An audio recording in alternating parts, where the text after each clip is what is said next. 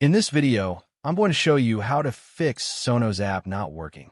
First, to resolve this issue, we will first head over to our device settings.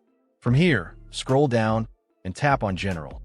Once you're in the General Settings tab, look for iPhone Storage option and tap on it. Over here, you can either search for the app or you can scroll down and look for it. Then tap on the app. On the next screen, you need to tap on the Offload app option. A confirmation pop-up will come up. Now tap on the Offload app option here. It'll take a bit for processing, and then a reinstall button will show up.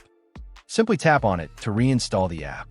This should resolve the issue, but if it doesn't, then you need to check if the app is running an older version. Head over to App Store.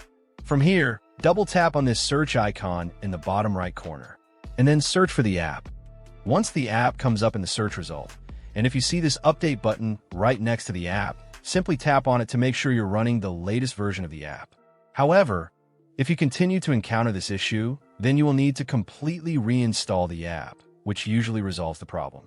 Head over to this screen the way we did before. And over here, tap on the Delete App option here to uninstall the app from your device. A confirmation pop-up will come up. Now tap on the Delete option here. Once uninstalled, open up App Store and search for the app in the search bar. After the app comes up in the search result, simply click on this cloud icon to install it back onto your device.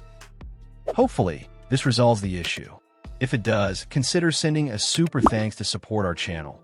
And also don't forget to hit the subscribe button. We'll see you in the next video.